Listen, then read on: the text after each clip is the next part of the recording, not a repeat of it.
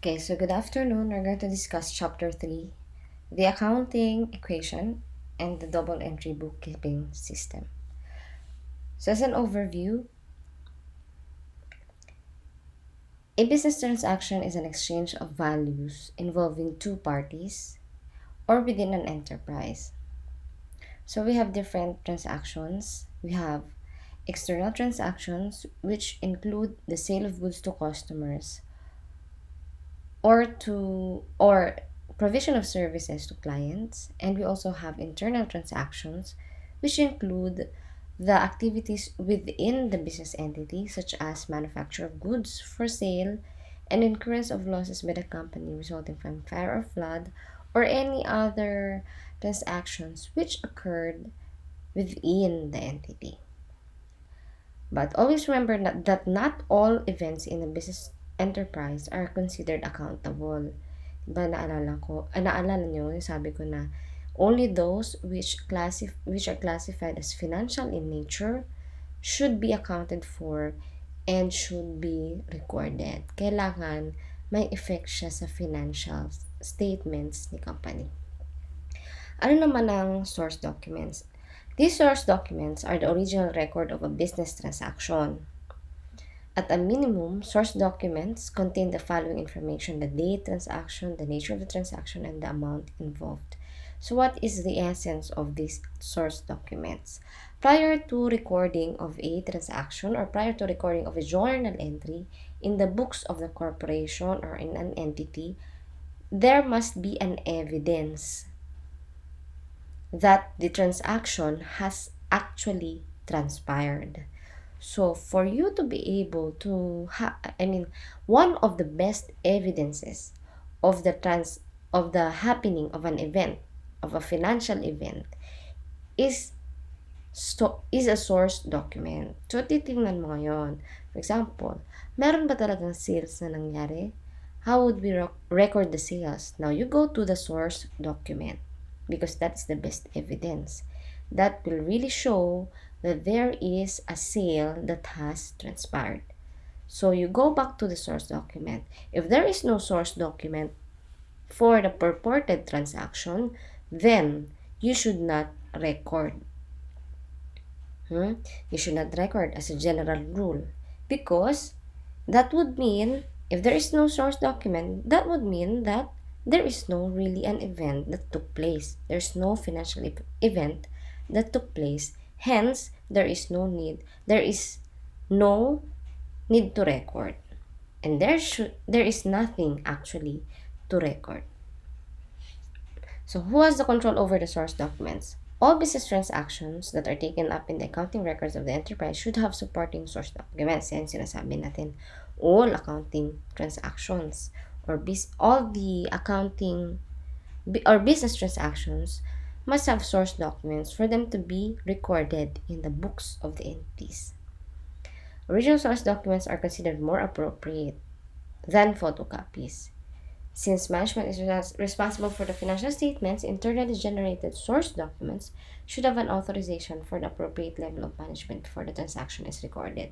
So, lagi natin tatandaan, sa susunod pag naging accountants na kayo, before you record financial transactions, kailangan meron muna kayong source documents such as OR, sales invoice, the billing statements, kung ano-ano pang mga source documents. And the best one, of course, is the original, except if the original was lost. But ikaw, as an accountant, if the original is lost, you must have that reasonable suspicion on your mind. Bakit kaya nawawala? Baka mamaya may mga nangyaring fraud or events which are not within your control. So you must investigate. But generally, if there is no source document, do not record. Okay? Because it means that there is no transaction that actually happened. Now, what are the different examples of source documents? Just take a look at this, okay? You read. But we will run down one by one. Mabilis lang. Kasi alam ko naman nabasa nyo na ito. O yung sales invoice. When you say sales invoice, this is issued to evidence a sale for cash or account. Pag cash ang ginamit sa pagbayad ng sales, cash sales invoice ang tawag. Pero pag utang naman, charge sales invoice. So, yung sales invoice, dalawa yan. Basta sales invoice, yan yung evidence na may nangyaring sales. Now, if it is paid on cash, you use cash sales invoice. But if it is not yet paid, and the sales is on account, when you say on account, utang, babayaran pa lang, then you should use charge sales invoice. O pag may nabasa kayo sa susunod na mga problems, pag charge sales invoice, walang cash na natanggap. Okay? Utang lang. Anong meron? Accounts receivable. Kasi matatanggap mo pa lang yung pera.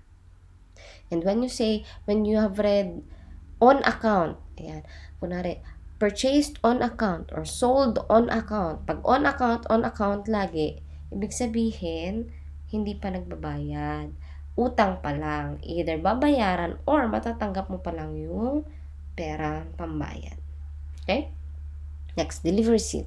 Delivery receipt, of course, is the evidence that the goods are already delivered to the customer and or the goods are already received by the customer. How about official receipt? Official receipt is the evidence that the cash pertaining to the sale or to the purchase has already been received or paid. So, official receipt, ang ini-issue ni company natin kung tayo ang nagbenta at may natanggap tayong cash from our customer. Pero tayo na, si another entity naman ang mag-i-issue sa atin ng official receipt kung tayo ang bumili at tayo naman ang nagbayad. Alam niyo na yan, di ba? Ikaw mag-i-issue ng official receipt kung ikaw yung nagbenta at ikaw yung nakatanggap ng pera. Silang mag-i-issue ng official receipt sa iyo kung ikaw yung bumili at ikaw yung nagbayad. Because it evidences either the receipt of cash or payment of cash. Ano naman itong vendor's invoice? Ito yung sales invoice. Ganun lang din yun. Vendor's invoice galing sa vendor mo na binentahan ka niya. Sales invoice. Ganun din yun. Pareho lang yun. And then, purchase requisition forms, or these are the so-called purchase order. Itong purchase requisition forms, request pa lang siya. Or order pa lang siya. So, ibig sabihin, wala pang sale na nagaganap, ha? Pag purchase requisition form pa lang or purchase order pa lang, sinasabi lang niya na mag-order o magre-request pa lang ng goods or supplies. Wala pang nangyayaring sale, wala pang nangyayaring purchase. Wala pang financially related transaction. Wala pang dapat i-record, ha? Evidence lang ito na may ni-request na sale, may ni-request na goods or may ni-request na supplies. Okay? IOUs naman, ano ibig sabihin IOUs?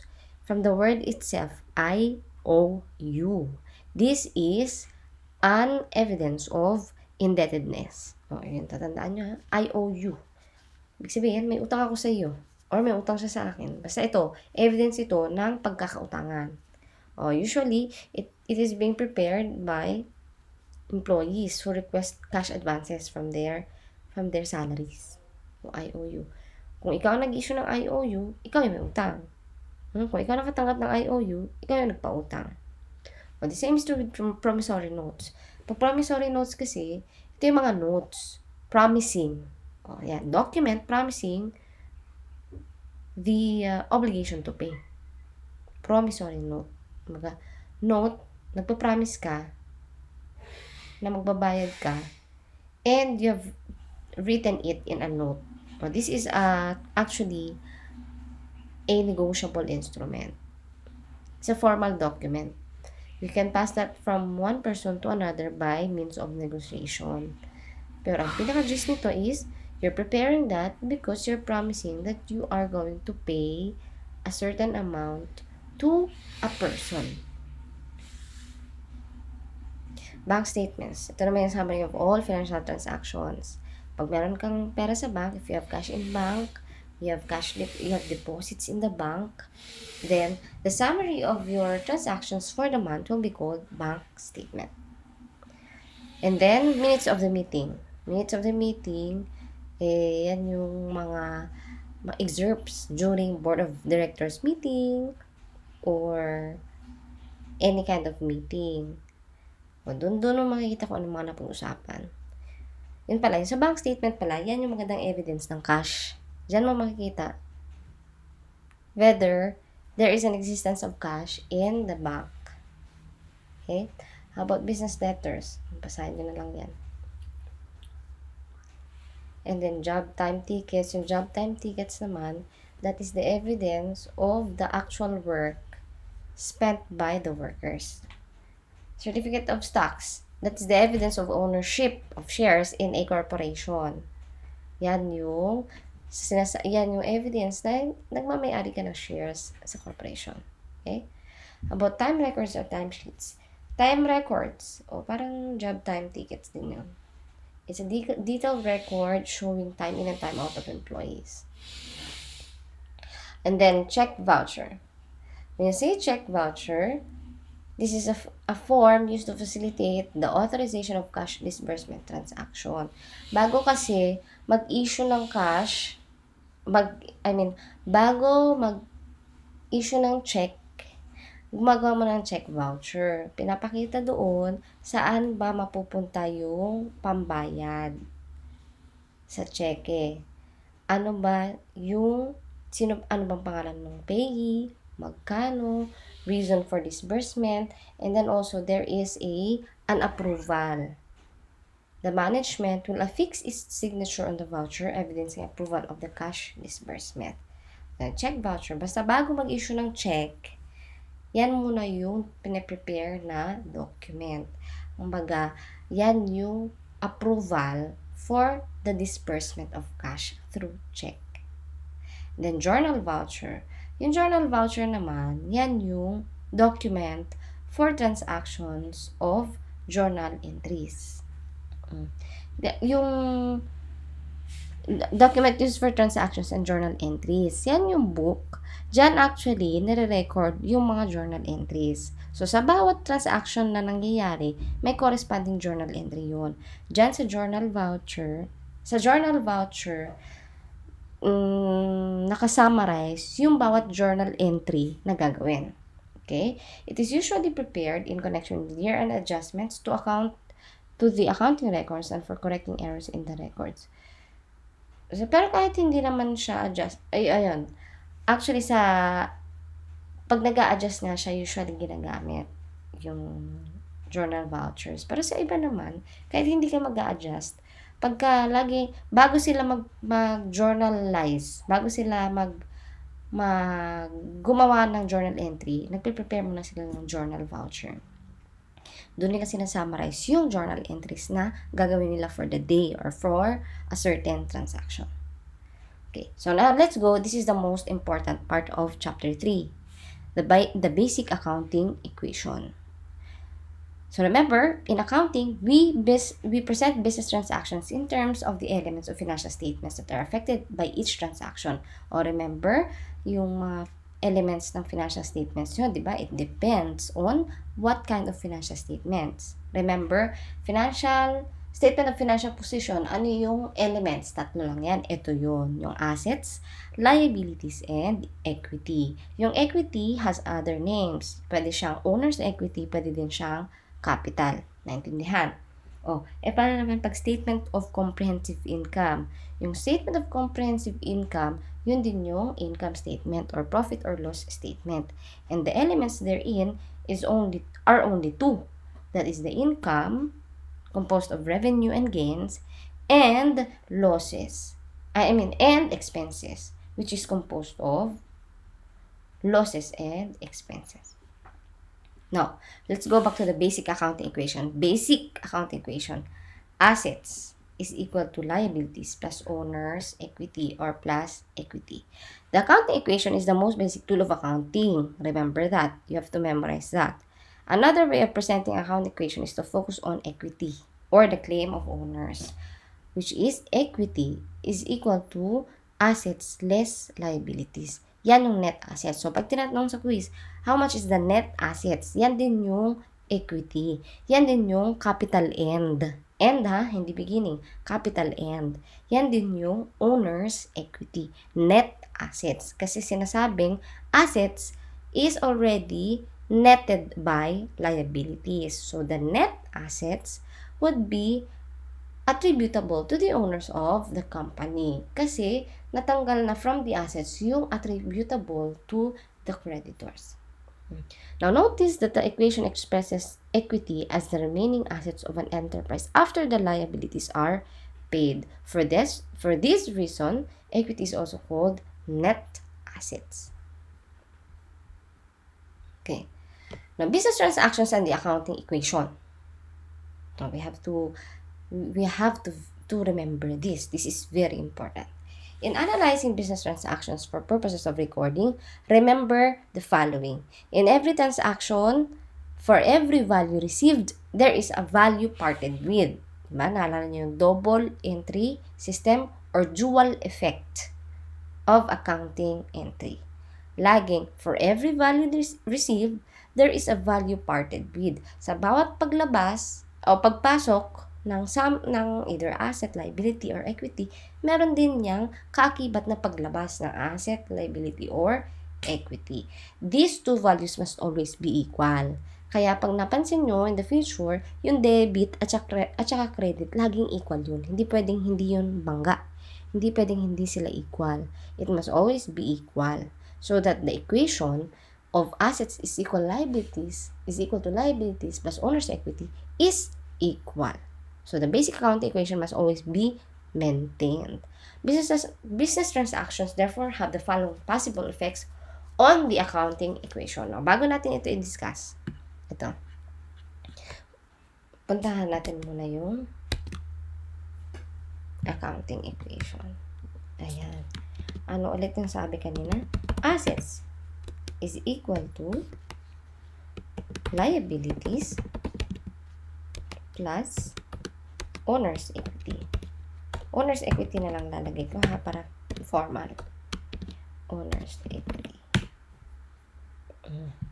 O yan. O kung ito yung accounting equation, then we can create another equation. Diba?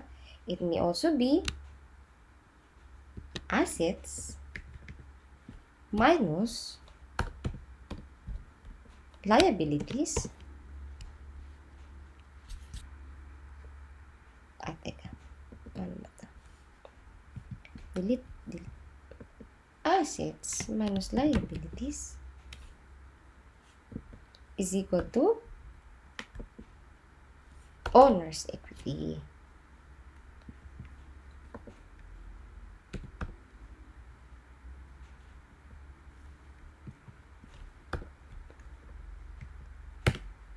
Yan. Pero parang pangit, no? Gawin na lang natin. Kunin natin lahat. Okay. Ulit. So, basic equation is assets is equal to liabilities plus owner's equity. Pero para hindi kayo masyadong mahirapan, gawin natin. Ganito. Kunin natin lahat. O, paano naman pag liabilities? O, the liabilities is equal to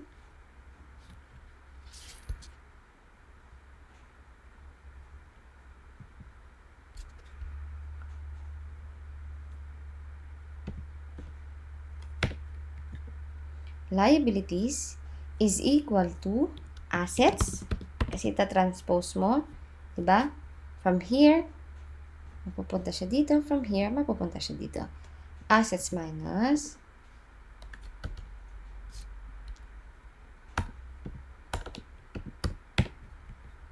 owner's equity. Okay? And pag owner's equity naman,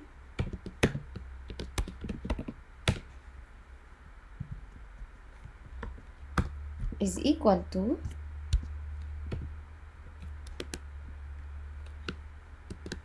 assets minus liabilities.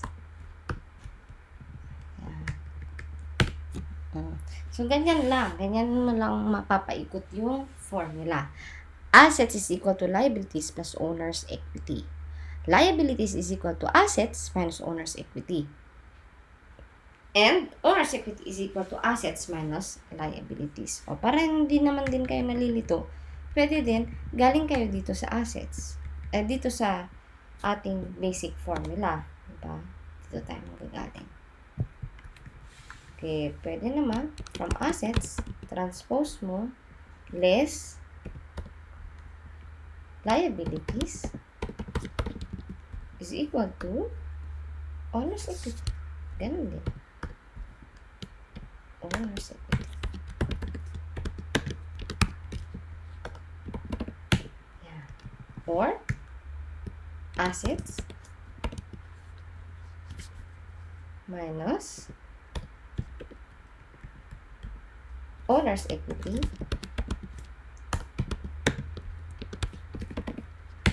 is equal to liabilities. Naintindihan? Ayan. Basta pagka nalilito kayo, tandaan nyo lang sino. Si Ale. Yan. Si Ale. Tatandaan nyo siya. Assets is equal to liabilities plus owner's equity. Okay? Naintindihan? Pero, tandaan nyo na itong owner's equity na ito, meron niyang components. No? Ang components yan actually, the expanded equation is, let's go here.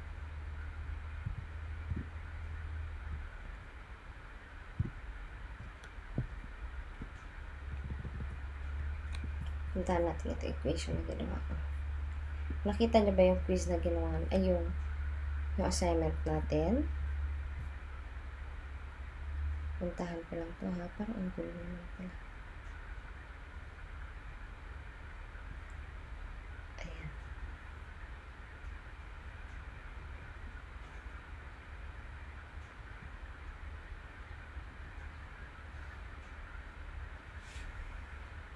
Ayan. Ang expanded equation actually is this.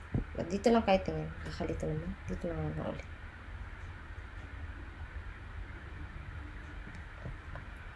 This is the basic equation, di ba? Assets is equal to liabilities plus owner's equity. The expanded equation would be assets is equal to liabilities plus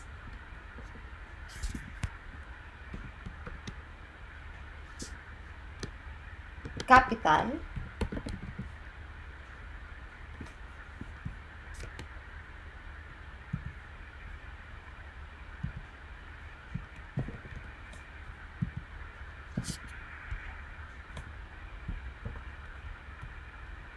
plus capital beginning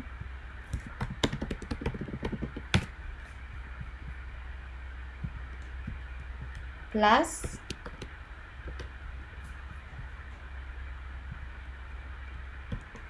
income if there is any less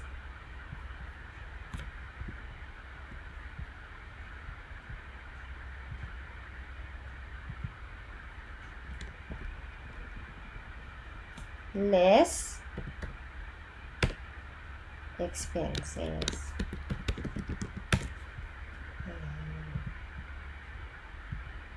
So, ito ngayon ang expanded equation. Assets is equal to liabilities plus capital beginning plus income less expenses. Kasi, itong owner's equity or capital end, ano natin dito? Yung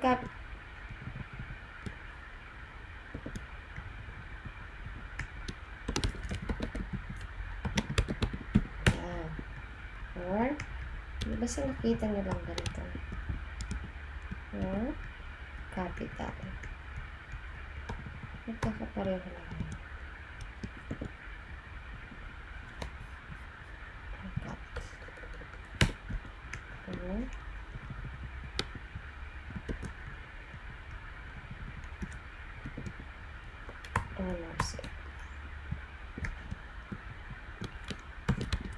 or equity.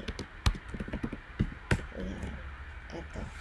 Diba, ang basic equation is assets is equal to liabilities plus equity, or it can be assets is equal to liabilities plus capital, or minsan sinasabi assets is equal to liabilities plus capital and, or assets is equal to liabilities plus owner's equity.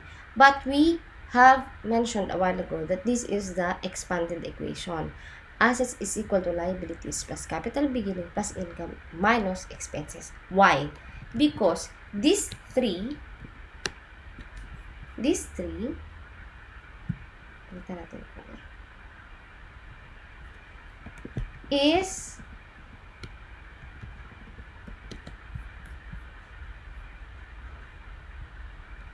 this is actually your capital and this is how you compute for your capital and or owner's equity or your equity or your capital. Ayan. Ito kasi yan. Yan nga magpa-expand sa kanya. Kasi, yung mayan ay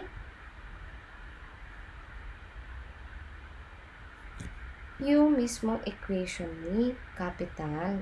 And, lagyan lang natin ng konti.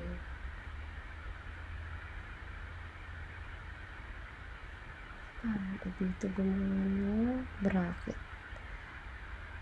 Bakit walang bracket dito?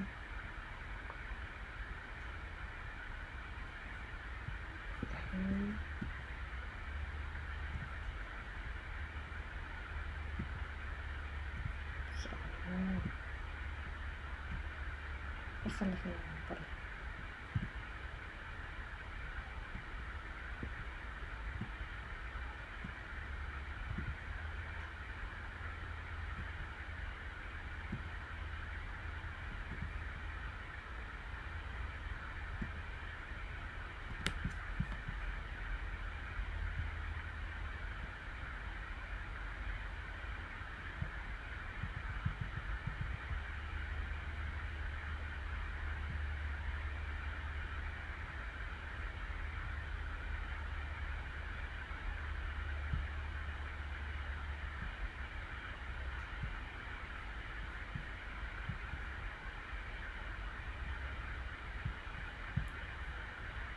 Okay.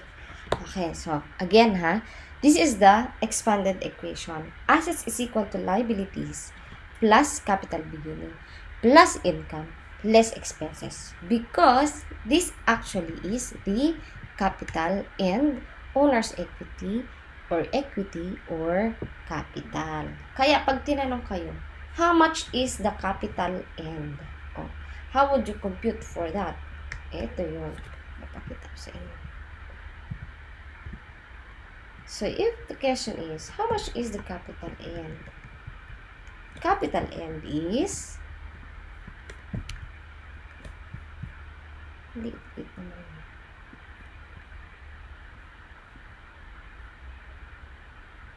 Kakahilo na ito.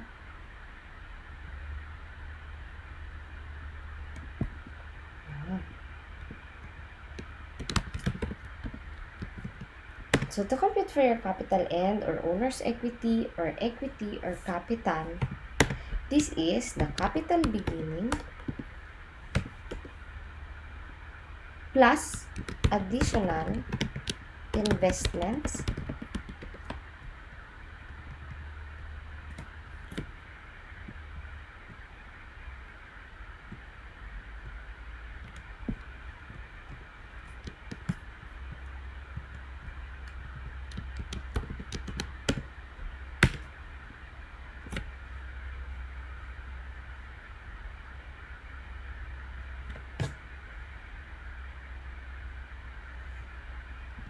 plus income if there is any,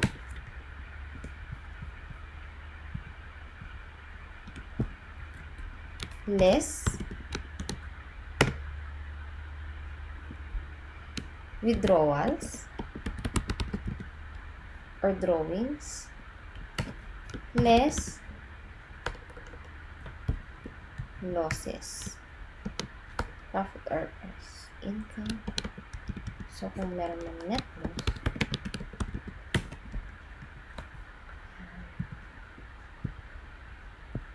Then you will get your ending capital.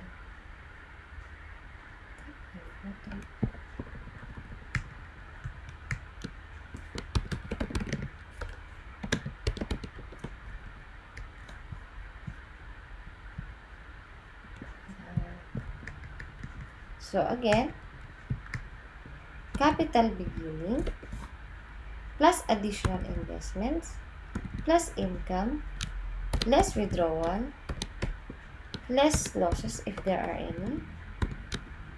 You will get your capital. And, so ito yung mas complete. Hindi lang kasi nakalagay dito yung withdrawals and additional investments. Pero basta sa expanded equation, ito siya. Assets is equal to liabilities plus capital plus income less expenses. Tanggalin na nga lang natin itong capital beginning dito para matanggal yung confusion. Basta pag sinabi mong capital, yan na yung capital na net na from capital beginning plus additional investments less withdrawal. Okay? Then, add mo yung income, less mo naman yung expenses. So, dapat ito pala, hindi siya, ito yung capital beginning plus investments less any withdrawal. So, again let's recap. The basic account equation is that assets is equal to liabilities plus capital or equity plus capital and or owner's equity. Yan yun, basic account equation. But if you want to expand the equation, we will use this equation. Assets is equals to liabilities plus capital plus income less expenses. And itong capital na to, yan na yung capital beginning mo plus additional investments less withdrawal. Okay? And then, this actually, collectively, will be your capital end. Capital end yan. And if you want to know how to compute for that, ito naman yung easy way to compute. So, capital beginning, plus additional investments, plus income, less withdrawals, less net loss, that will be your capital end. Or ito din yan. Okay? Ito din yan. Okay. O, lagyan na lang natin dito na para hindi kayo malito. Shapes. Pag sinabi mo capital na ito yung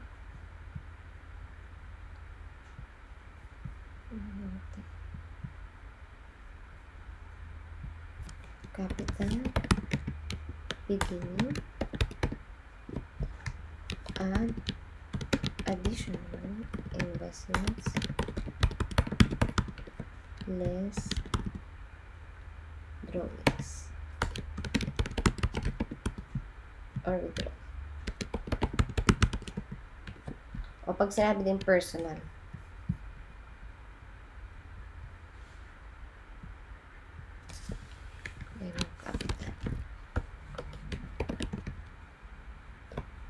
capital before net income or net loss. Ayan. So, this is the capital before adding net income or your expenses. Okay. So, net income or net loss. Ayan, naintindihan ba? Kailangan kasi nito, maintindihan ninyo. Kasi ito yung magiging bala nyo hanggang matapos yung accounting subject natin. So, again, assets equals to liabilities plus capital plus income less expenses. Balikan natin ngayon yung book. Ang sabi sa book. So, if you're going to analyze the accounting equation, this will be the possible effects. For every business transaction, this will be the possible effects on the accounting equation. So, balikan natin ito. Liitan nga natin. Ay, bakit pala lalo? Okay. Liitan lang natin para nakikita natin pareho. Yun. Okay. Ito yung basis natin, ha. Dito lang tayo mag-focus. Dito sa tatlo. Assets is equal to liabilities plus equity. Okay? So, dahil ganito yung equation, ibig sabihin, directly related si assets at saka si equity at saka si liabilities. Kasi equal siya, di ba? Pag in-equal mo kasi sa equation, pag equal sila, ibig sabihin, direct ang effect nila. There would be a direct effect or similar effect on each movement. So, i-confirm natin ngayon dito sa taas. Ano ba sabi dito?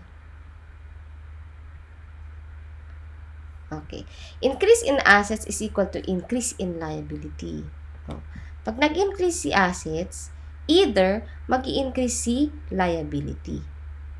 O pwede mag-increase si liability. Or, pag nag-increase si equity, dahil direct sila, anong effect kay assets? Mag-i-increase din si asset. O, pwede din naman, increase, walang effect dito sa kabila, ang effect lang ay dito sa kay asset. Increase in asset, decrease in liability, decrease in another asset. Increase in one asset, decrease in another asset. Ganyan. Pag ganon, walang effect. Pwede rin, pag nag-decrease si assets, magdi-decrease din si liability. Pag nag-decrease si assets, pwede rin na ang decrease naman kay equity. So, pag napansin nyo yung trend, di ba? Equal sila ng effect. Directly related sila kasi equation to. So, kung ano yung effect kay assets, yun din ang effect dito kay liabilities and equity. General rule. No? So, again, decrease in assets is equal to decrease in liabilities. Decrease in assets is equal to decrease in equity. Pwede naman, may increase in liabilities and decrease in equity. O, bakit baliktad na? Kasi, dito ka na banda nakatingin. Diba? Kailangan mag-zero out kasi ito. Kailangan mag-equal yung equation. So, kung dito lang ang effect sa kabila, kailangan baliktad sila ng effect. Okay? So, again, pag si assets ang pinag-uusapan, nag-increase or nag-decrease, ang effect niya dito sa kabila, kay liabilities and equity, same lang. Pag nag-increase si asset, pwedeng nag-increase si liability, pwedeng nag-increase si equity. Pero pag ditong side lang ang pinag-uusapan, inverse ang relationship nila. Kaya, if there is an increase in liability and no increase or decrease in assets, ibig sabihin, dito lang ang effect, decrease in equity dapat. Decrease in equity. Kailangan mag-zero out yung effect or change dito sa side na ito. So, again, nakalagay, if there is increase in liability, there will be a decrease in equity. O, pag naman nag-increase si equity, if the equity will increase, kabaliktaran nga si liability, decrease in liability. And then increase in one liability may also be a decrease in another liability. O, bakit ganon? Kailangan kasi mag-zero out siya. Pag dito lang effect, pag kay liability lang effect, di increase ng isa, decrease ng isa. Pag naman kay equity lang effect, increase ng isang equity, decrease ng another equity. Pero pag silang dalawa lang pinag-uusapan, inverse sila. Increase ng liability, decrease ni equity. Increase ni equity, decrease ni liability. Okay? Pero kung silang tatlo ang pinag-uusapan, pwedeng mag-increase si assets, increase si liability. Increase si assets, pwedeng increase kay equity. Pag nag-decrease si assets, pwedeng decrease ng liability, pwede din decrease ni equity. Ayan. Mamaya mas maintindihan pa natin yan. Pero sana nagigets nyo yung ibig sabihin nila. Okay, so meron daw dito yung example. Basic accounting equation illustrated. Okay? Pero bago yan, i-discuss ko muna ngayon yung normal balances. Okay, let's go first to normal balances. Para mamaya, dire-diretso tayo. the accounts and the normal balances. Dun tayo sa page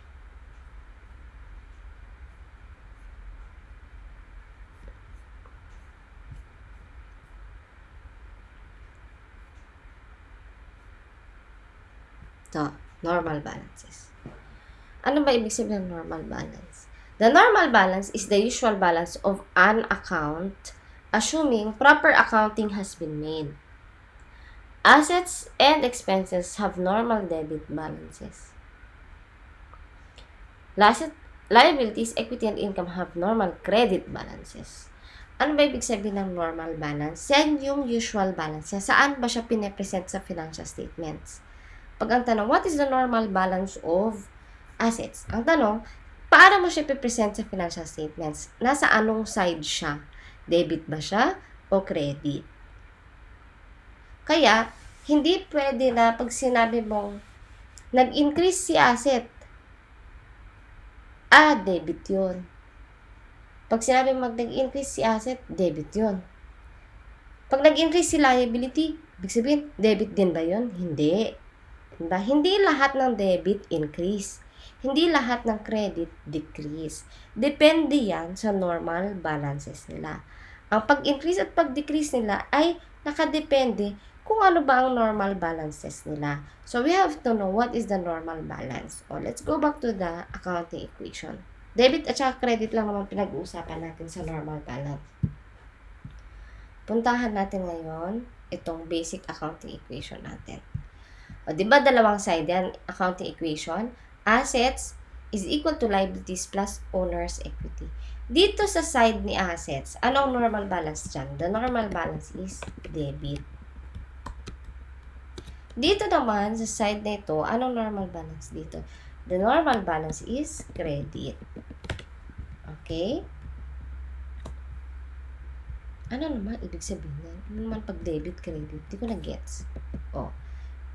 I-explain natin. Kung ang normal balance ni asset ay debit, ibig sabihin, pag gusto nating i-increase si asset, ano ang magiging journal entry natin? Magde-debit tayo.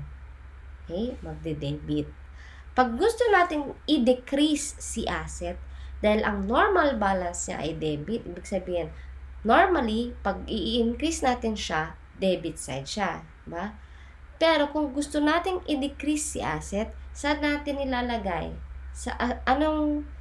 Saan siya banda sa journal entry? Credit naman siya. Okay? Dahil ang normal balance ni asset ay debit, pag nag-increase, mag-debit ka. Pero pag nag-decrease, mag-credit ka. Okay? Yan yung ibig sabihin ng normal balance. Pero, pag liabilities and equity, anong normal balance nila? Credit. Ibig sabihin, kung ang normal balance nila ay credit, pag nag-increase si liabilities, saan mo ipapasok? Debit o credit? Credit. Yun yung normal balance. Ibig sabihin, yan yung presentation niya sa financial statement, sa trial balance. Credit siya. Yan yung normal balance niya. Pag gusto mo i-increase, mag-credit ka. Pag gusto mo i-decrease naman si liability, mag-debit ka. The same is true with equity. Dahil ang normal balance na equity ay credit. Pag gusto natin siyang i-increase, mag-credit tayo. Okay? Pag gusto natin siyang i-decrease, mag-debit tayo. So, ngayon, napatunayan natin na hindi totoo na pag debit, laging increase. Gusto natin i-increase si account ng ganito. Debit mo yan kasi pag debit, increase daw. Pag credit, decrease daw. Mali. Okay?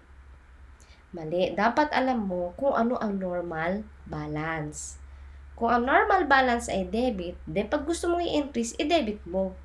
Kung gusto mo i-decrease, i-credit mo. Pero kung ang normal balance naman ay credit, pag gusto mo i-increase, i-credit mo. Pag gusto mo i-decrease, i-debit mo. Yun yung para sa liabilities and equity. Because the normal balance of liabilities and equity is credit. Tandaan niyo yan, ha? Dalawang side lang kasi yan sa equation eh. Ale, assets, liabilities, and equity. Yang sa assets, debit yan. Sa kabila, credit. Okay? Doon naman tayo sa expanded equation. Expanded equation, generally, ganun pa rin. Dapat, kay asset side, debit side yan. Debit. Dapat, dito sa kabila, credit side dapat yan. Ba? Liabilities. Credit ang normal balance. Pag gusto mo i-increase, i-credit mo. Capital din, pag gusto mo i-increase, i-credit mo. Credit ang normal balance niya. The same with income. Pag gusto mong i-increase si income, pag magdadagdag tayong income or magre-record tayong income, ang normal balance niya ay credit. O, lista natin. Credit. Credit. Credit. Pero, exception to the rule itong si expenses. Anong normal balance ni expenses? Debit. Ayan. So, dito sa side ni assets, debit yan. Sa kabila sana, dito dapat sa side na ito, credit dapat ang normal balance ng lahat ng ito. Except expenses, which has a normal balance of debit. So, ibig sabihin, pag gusto nating i-increase si expense, magde-debit ba tayo o magki-credit tayo? Mag-de-debit tayo. Pag gusto natin mag-record ng expense, mag-de-debit tayo. Pag babawasan natin si expense, magki-credit tayo. Siya lang yung exception. So, again, normal balance of asset is debit. Pag gusto natin dagdagan si asset or gusto natin mag-recognize ng asset, debit. Pag gusto mong bawasan yung asset, tatanggalin na yung asset, mag-credit ka. Pag liabilities naman, anong normal balance? Credit. So, pag mangungutang tayo, madadagdagan yung utang natin, debit. Pero pag magbabayad na tayo ng utang, magbabawas tayong liabilities natin. Parang mali sinabi ko. Again, liabilities, ang normal balance is credit, di ba? Pag mangutang tayo o magdadagdag tayo ng utang or ano pa ba? O basta man nangutang tayo, ibig sabihin nag-increase ang liabilities, di ba? O meron tayong mga hindi pa nababayaran, may mga accrued expenses tayo. Anong mangyayari diyan? Magke-credit.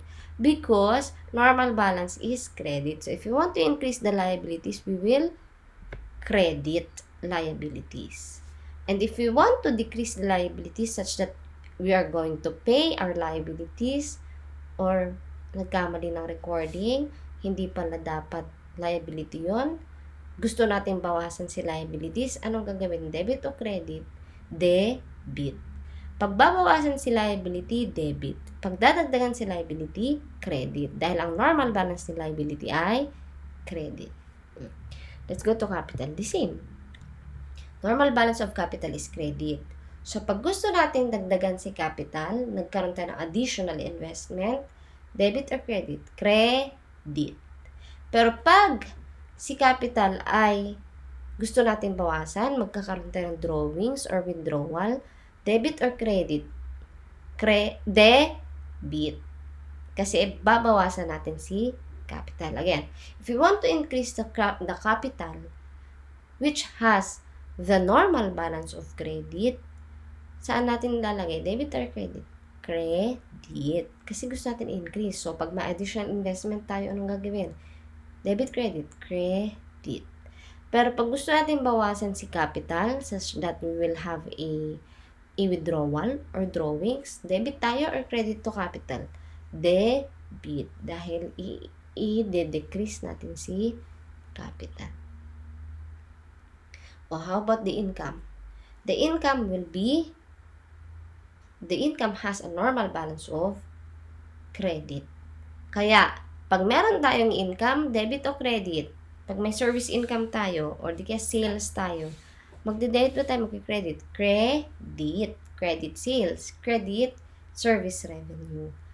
Pag naman, babawasan si income, o kundi kaya kung anong meron tayong maling recording kay income, debit or credit? Debit. Kasi ang normal balanced income ay credit. The same is true for, the expenses will be different. This is the exception to the general rule. Doon sa kabilang side, dito sa side na ito, puro credit. Except for expenses, which is debit. Okay? So, kung si debit, gusto nating dagdagan, gusto nating mag-recognize ng expense, anong gagawin? Debit or credit? Debit. Okay? Debit. Pero pag gusto nating bawasan si expense, may mali tayong recording, debit or credit? Credit. Because the expenses, normal balance is debit. O, tandaan yan ha. I-memorize niyo yan. Yan yung mga isa sa mga i-memorize sa accounting. Yung normal balance. Kailangan sakto. Hindi pwedeng mali. Hindi kayo pwedeng malito. Kailangan memorize nyo. Pag assets, debit ang normal side. Kaya pag mag-i-increase na yung asset, i-debit mo. Pag magdi-decrease na yung asset, i-credit mo. Pero, pag liabilities naman, capital and income, normal balance nila ay credit. Kaya, pag gusto mong i-increase yung liability, gusto mong i-increase yung capital, gusto mong mag-recognize ng income, mag-credit ka. Pag gusto mo naman silang bawasan, mag-debit ka. Iba naman pag expenses. Pag expenses is para siyang si assets. Ang normal balance niya ay debit. Kaya pag magre-recognize ka ng expense, debit or credit? Debit. Pag magbabawas ka ng expense, credit. Okay? Naintindihan? Yan ang normal balance. Tandaan niyo yan. Kailangan niyo yan. Normal balance. Okay, so again, let's recap. Normal balance is the usual balance of the account, assuming proper accounting has been made.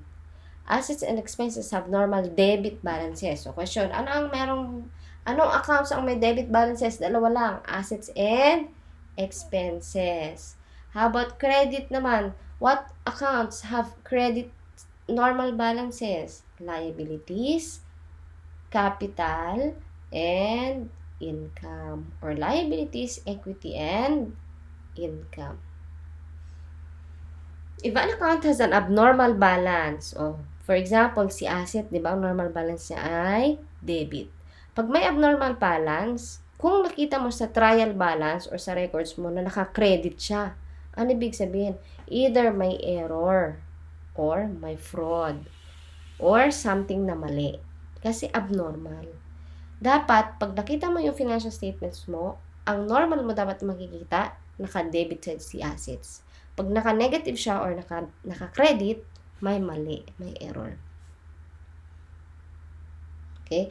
Kung si liability naman, naka-credit siya. May error ba yon? Wala. Kasi ang normal balance ni liability is credit. Pero pag nakita mo na si liability naka-debit, abnormal balance yan. Ang ibig sabihin, baka may error. And so, the same with the other accounts. So, we're done with the normal balance. Now, let's go to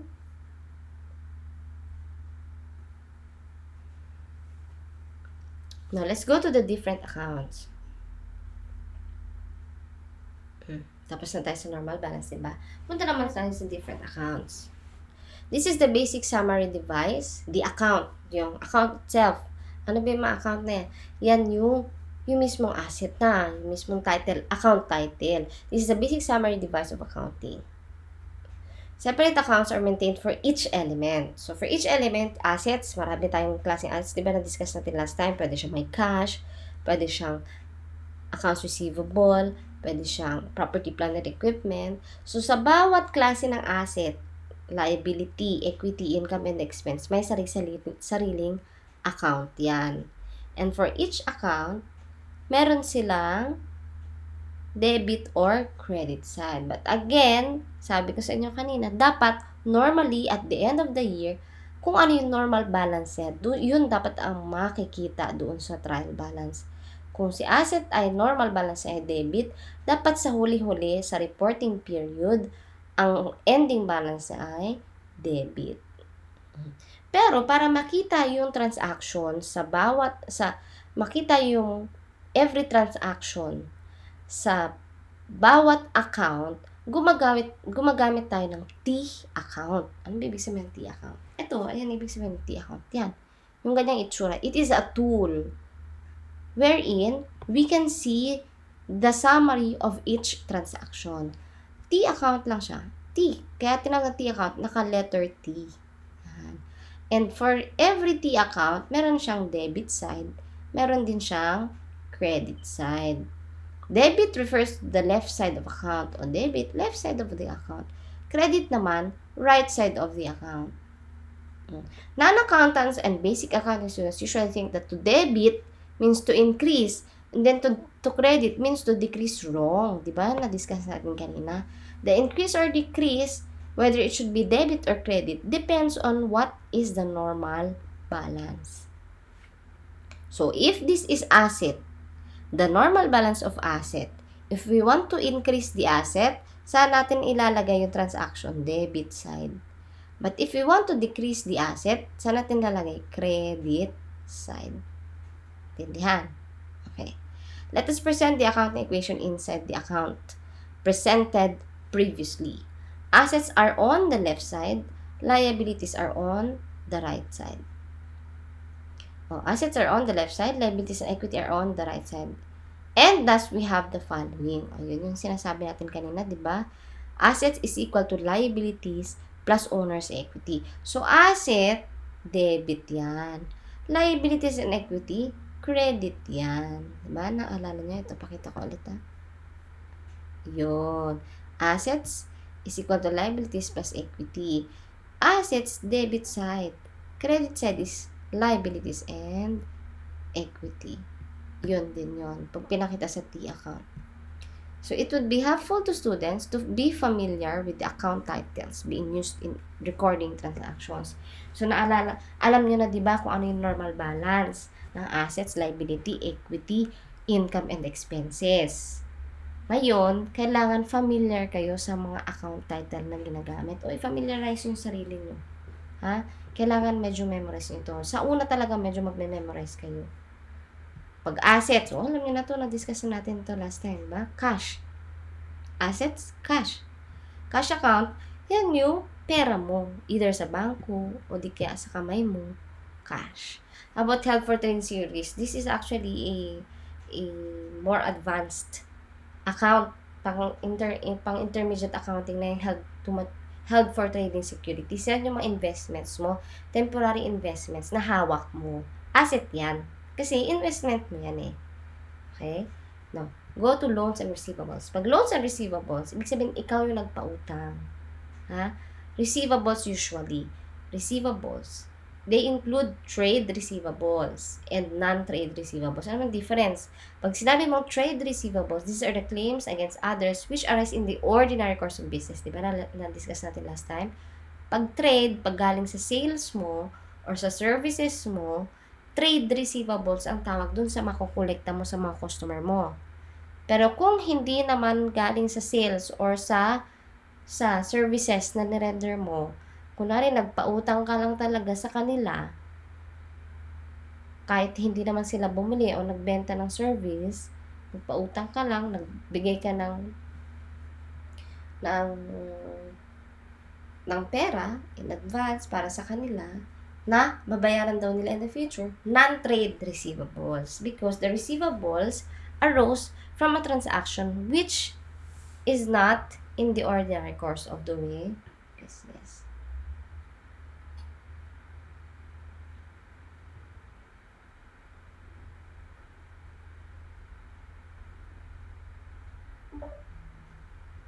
Okay. How about trade notes receivable? Trade notes receivable naman, parang accounts receivable din ito. Kaya lang may note. Meron kang evidence. Meron kang written evidence of the receivable.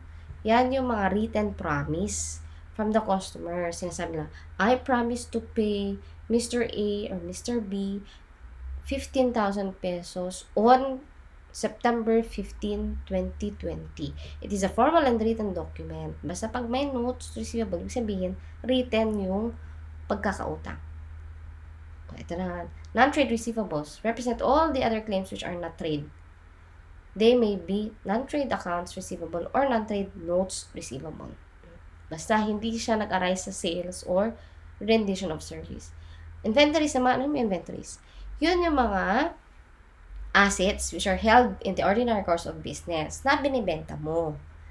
Or, pwede din, finished goods inventories. Yun yung mga pinroduce mo, yung ginawa mo.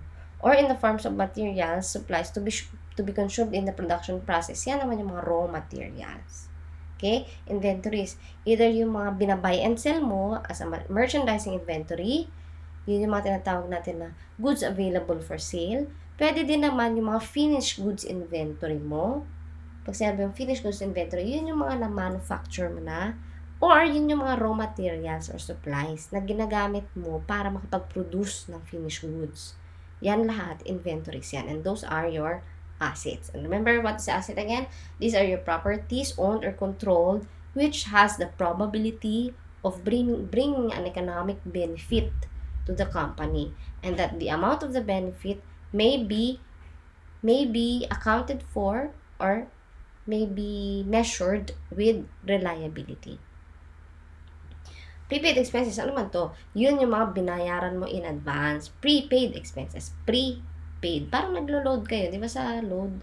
Prepaid load. Hindi mo pa nagagamit yung load, pero binayaran mo na agad. Ganon din yon sa prepaid expenses. Ito yung mga expenses sana, pero binayaran natin agad. Kaya, asset mo siya. Since it has not yet been expensed. It means that you have a benefit that will flow in the future due to that prepayment. An example, prepaid rent. Pag nagbayad ka ng rent in advance, prepaid rent mo, hindi yan rent expense agad. Advance payment ka eh. Ibig sabihin, magagamit mo pa yung binayad mo in advance. Hindi pa siya expense. Pag expense kasi, pag rent expense, ginamit mo na, gamit na yung rent mo. Nabayaran mo na yung rent. Pero pag prepaid expenses or prepaid insurance, prepaid rent, binayaran mo in advance na hindi pa nagagamit, so that is your asset. Ano pa? Long-term investments. An investment as an asset held by enterprise for the accretion of wealth through capital distribution. Basta yung mga long-term investments mo, any investment which are held for more than 1 year and has the capacity or probability to bring an economic flow to the company. An example niyan, interest, royalties, dividends, rentals for capital appreciation, and etc. As long as they are investment intended to be held for long periods of time and which has the capacity to bring economic benefit to the company. How about property, plant, and equipment? These are tangible assets. Tangible assets, pag nakikita mo, nakikita ng naked eye mo, held by an enterprise for the use in the production of supply of goods or services, or for the rental to others, or administrative purposes, which are expected to be used during more than one accounting period. Ito yung mga property, plant, and equipment, yung mga ari-arian na ginagamit usually for business operations. Building, land, pinagtatayuan ng building. Yung land na pinagtatayuan ng building. Yung building na ginagamit para pumasok sa office. Yung mga delivery trucks. Yung mga delivery vehicles. Mga furniture and fixtures. Yung mga computer equipment. Machinery equipment. Lahat na yan ay property, plant, and equipment. As long as it is used for the operations, these are the assets, fixed assets. Yung mga assets na pwedeng gamitin ng more than 1 year, more than one accounting period, that is what you call property, plant, and equipment. Ano naman yung intangible assets? These are the assets which are not seen by the naked eye because it is only the rights which are being used or enjoyed by the company. What are the examples? Copyright. Nakikita mo ba yung copyright? Hindi. Right lang yan. You can only have the right to use it. Patent. Ano ba yung patent? Yan yung sa mga invention. Yan yung right mo that you want to exclude others from using it without your consent. Intangible asset yan. Kasi di ba naman makikita yan eh. Right mo lang yan that you can enforce. Ano pa? Licenses, franchises, and trademarks. These are intangible assets. So, these are all your assets. So, tandaan nyo na, familiar dapat kayo sa assets. How about liabilities? O, liabilities naman, pagkakautang.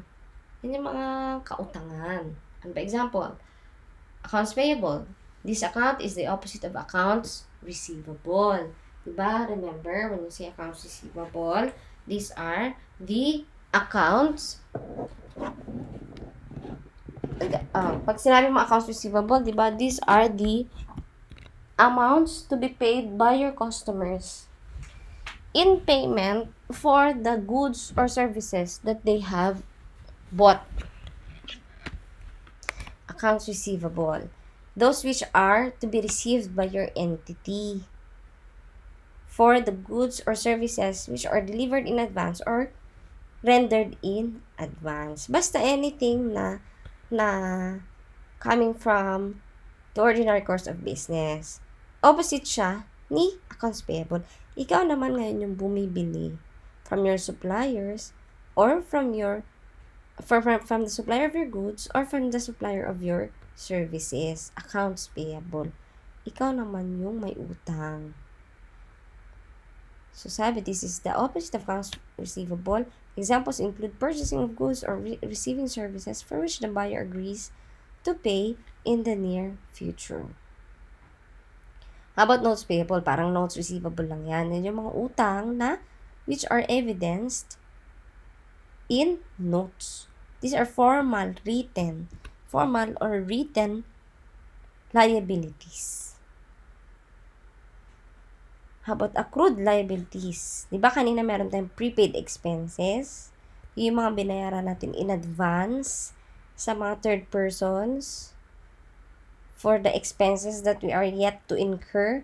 Pag naman accrued liabilities, yung mga expenses na nagamit mo na pero hindi mo pa bayad. Yan yung accrual. Kasi di ba naalala nyo, we recognize the expenses when they are incurred, not when they are paid. So, if we have already incurred the expense, even if we haven't paid it yet, we have to recognize the accrued liability. We have to recognize the corresponding liability. An example niyan, yung mga utilities, electricity, water. Diba, pagka at the end of the month, hindi mo naman agad-agad ma-receive yung bill. Hindi mo pa actually, mababayaran, hindi pa due yan. Kailan mo malalaman kung magkano yung babayaran mo dun sa kuryente mo for this month? Next month mo pa yan malalaman.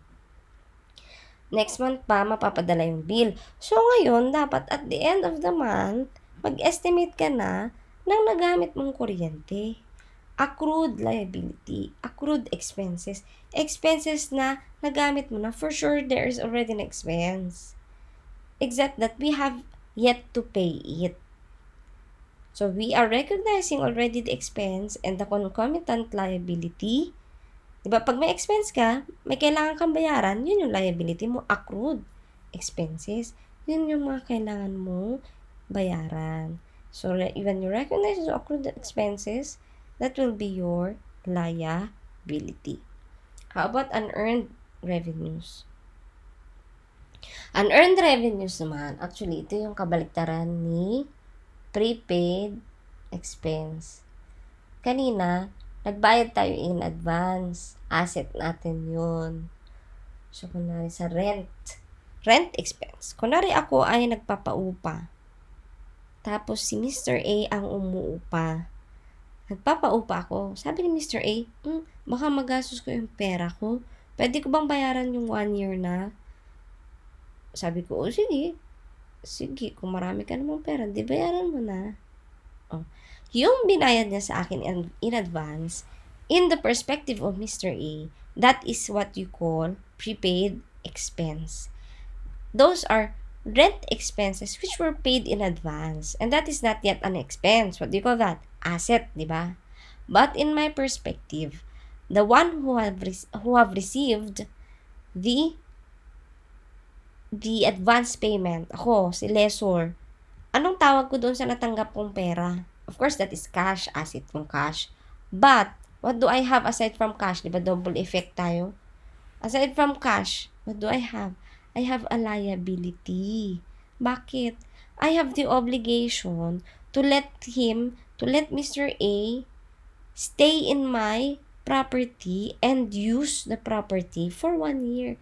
That is my liability. He paid me in advance, but I have not yet rendered my service to him, or I have not yet allowed him, or he has not yet used the premises for these months. Kaya may obligation ako, and that obligation is what you call liability. Kaya meron tayong unearned revenue.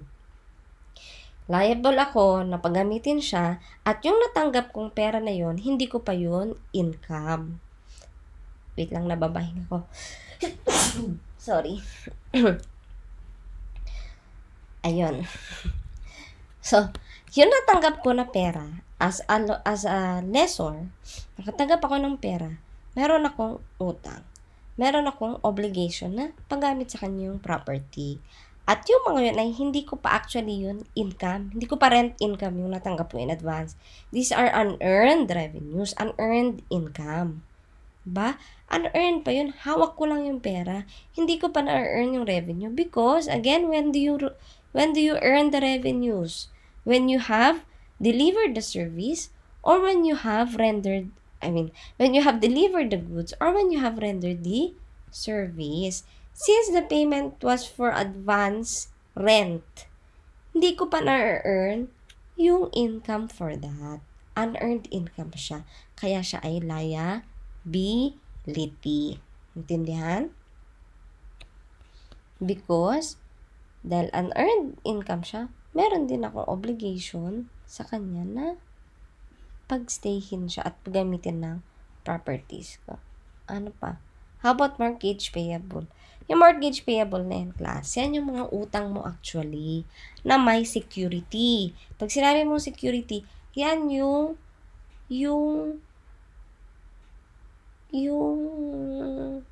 property na sinasanla mo para sabihin mo doon sa nagpautang sa iyo na, sige, pag hindi kita nabayaran during the time that the debt is already due and demandable, you can sell this property in payment for the obligation that I have. So this account is used for recording long-term debts of an enterprise for which the company has pledged certain assets or mortgaged certain assets as security for the debt. Yan yung mga may collateral, mortgage payable. As long as yung loan mo ay backed up with a security or collateral, yan ay tinatawag na mortgage payable. And if I could not pay, or the debtor could not pay, that property will be foreclosed. Yan yung ibebenta. Pag sabi foreclosed, it will be sold in public auction, or it will be sold in order to pay for the debt. Bonds payable naman, bonds payable ito. Payable din yan, liability din yan. Kaya lang, it is evidenced by bonds. When you say bonds, these are actually negotiable instruments. These are commercial documents pala. These are commercial documents which evidences your debt. But, this earns income. This earns interest. Paano ba yan? For example, ako ay isang investing company. Sabi ko sa kanya, "Oh, Mr. A, mag-invest ka sa akin ng bonds. Nagbebenta ko ng bonds. Itong bonds na ito, para lang siyang document. May bond ka. Bibigay mo sa akin yung pera, pero hahawakan ko yung pera for certain period of time. 5 years na sa akin, nakabond. 5 years na sa akin. Pero, mag-earn ka ng interest for 5 years. Ngayon, ako na nakatanggap ng pera. Actually, that is my liability. That is my obligation to return in the future. That's why, that is what you call bonds payable. I have the obligation to the investor to return the money that he gave me after the fixed term or the agreed term on the bond. How about equity accounts? Yung equity accounts, alam nyo na yan, yung capital, di ba? Kanina na-discuss natin. Capital is used to record the original and additional investments of the owner of the business entity. Capital is increased by net income earned during the year. Conversely, a net loss decreases capital. In a sole proprietorship and a partnership, capital accounts bear the name of the owners, and etc. So, capital, depende yan. Pag sole proprietorship, yung investment mo lang. Yung bang either pera na nilagay mo sa business, o di kaya mga equipment na binili mo. Pag partnership, ganun din. Pero pag sinabi mong corporation, ang capital nila, yan yung mga shares na inisyo nila in order to raise capital. And what are the different equity accounts? We have also withdrawal. Withdrawals. Ano may withdrawal? Yan yung mga investments mo before na nilagay mo sa company pero gusto mo nang bawiin or gusto mo nang kunin. So, wini-withdraw mo na yung investment mo. Ano naman yung isa pa?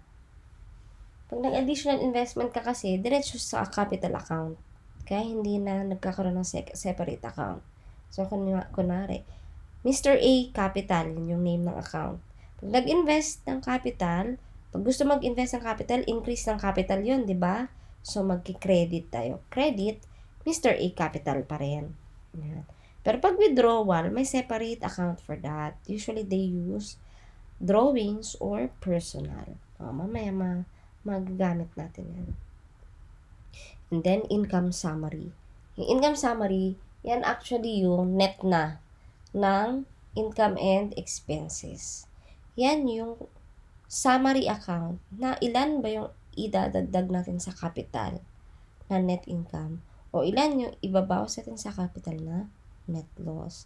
So, it is a temporary account used to summarize all income and expenses for a given period. If total income is greater than the total expenses, a net income results. If the opposite happens, a net loss was sustained by the business. Some accounting references use the term profit or loss summary or instead of income summary. Punta naman tayo sa income accounts. Pag income accounts, service income or fees income. Ano ba yung mga income, mga accounts dyan? Service income. Pag nagre-render ka ng service, na-render mo na yung service, na-earn mo na yung income, di ba? So, what account will use service income? Or fees income? So, revenues earned by performing services for customers. How about sales? Sales, yan yung mga sale of goods. Revenues earned as a result of sale of merchandise. For example, sale of building materials, for construction supplies firm, and etc. Basta marami pa. Mga gain on sale, yan, income accounts yan. Pero pag expense accounts naman, di yung mga expenses mo. Ano ba itong cost of sale? Cost of sale, yan yung cost or puhunan ng binibenta mong goods. O di kaya cost of services naman, kung services naman na binibenta mo. Cost, by the word itself, cost. The cost incurred to purchase or to produce the product sold to customers during a period. For business service naman, an expense which could be directly attributed to the provision of services. It is called the cost of services. How about salaries, wages, and expense? Salaries and wages expense. Yan yung mga salaries, mga sweldo ng mga tauhan mo. O expense yan. Kasi may gastos ka. Kasi kailangan mong bayaran yung mga nagtrabaho sa'yo. Meron kang expense from the rendition or from the rendering of their hours. Employment hours. Anong difference ni salaries at sa wage?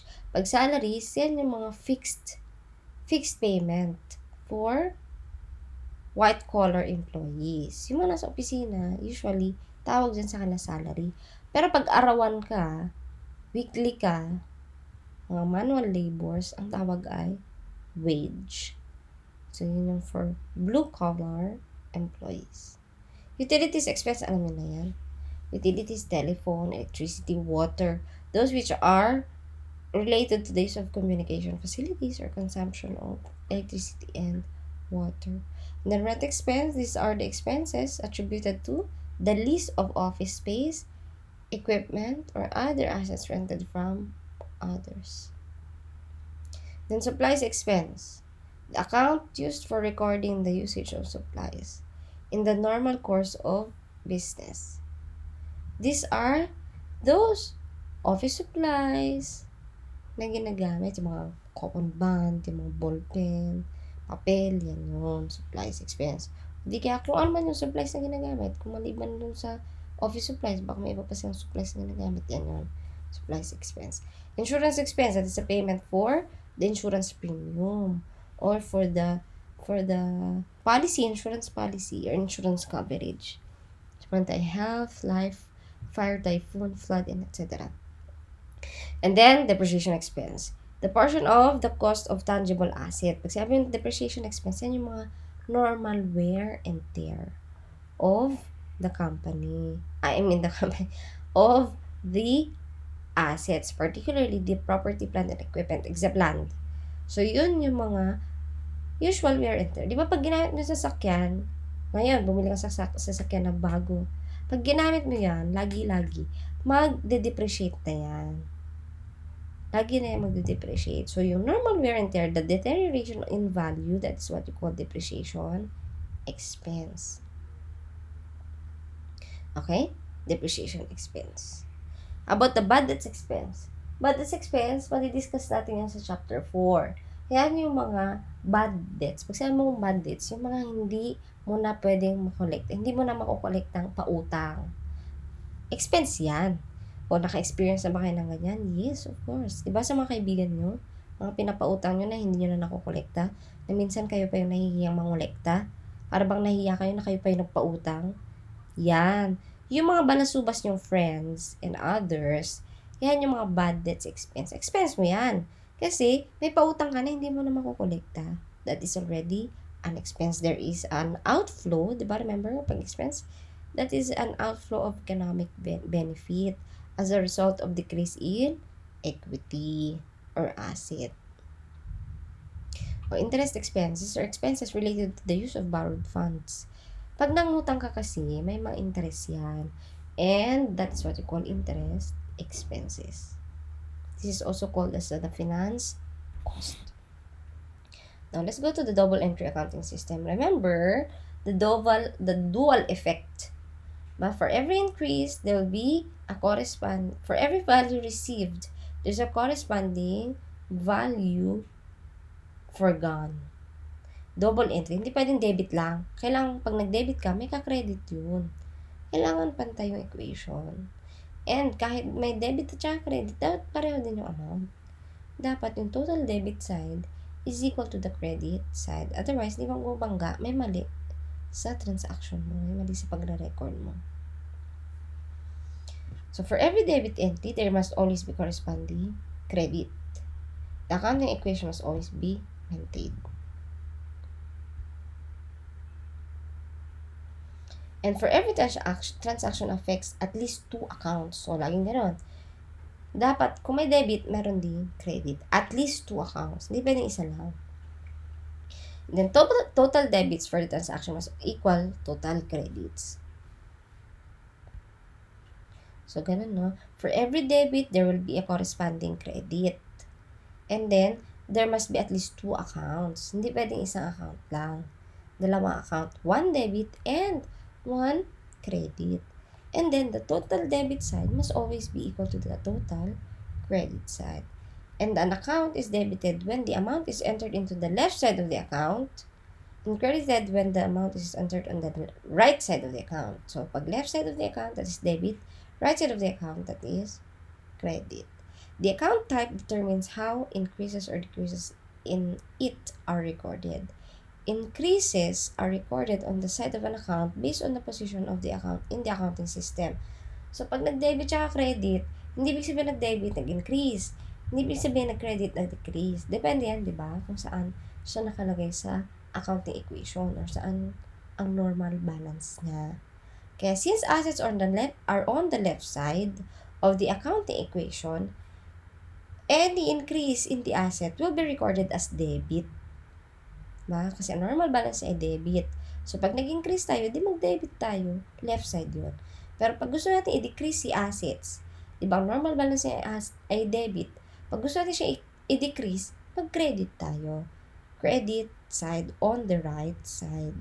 How about liabilities? Liabilities and equity are on the right side of the account equation. Increases in liabilities or equity. Increases in liabilities and the equity are recorded as credits, right side. And decreases are entered in the debits, left side. Kasi ang normal balance ng liability and equity ay credit. Kaya pag gusto natin i-increase, mag-credit tayo, right side. Pag gusto natin i-decrease, mag-debit tayo, right side. Left side.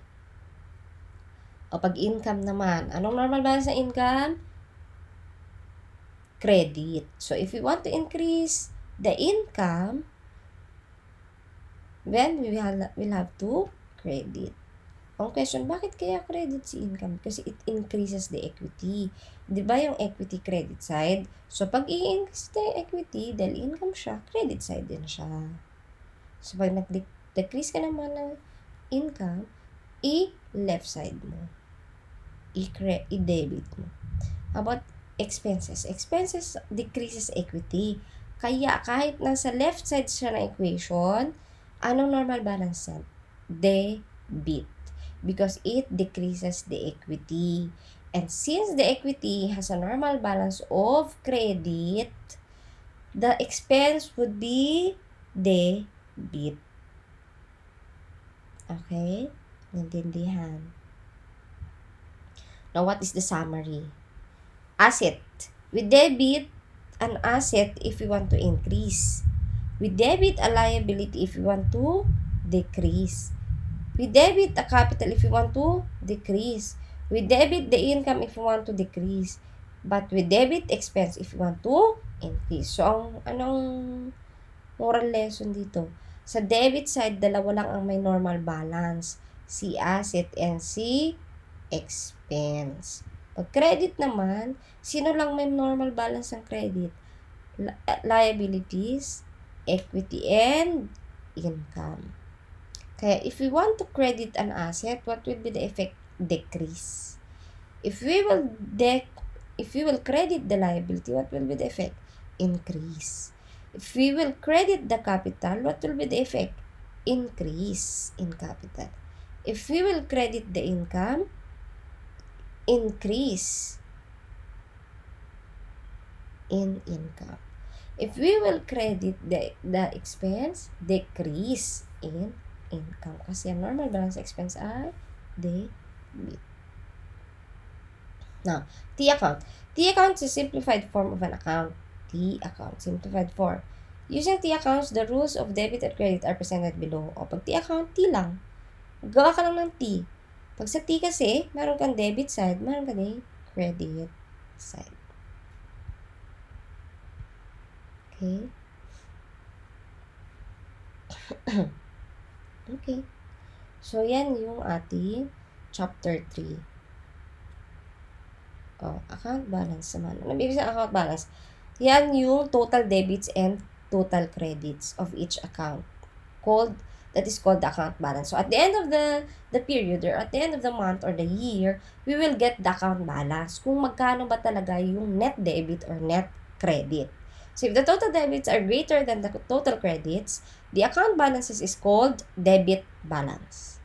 But if the total credits are greater than the total debits, the account balance is called credit balance. So, we are done with discussing the theories ng chapter 3. Now, what we're going to do is we will answer the problem here. Kasi may problem page. Saan yan? May problem kanina. Page. Dito. Page 80. Or page 4 ng PDF. So, ito naman yung sasagutin natin. Okay?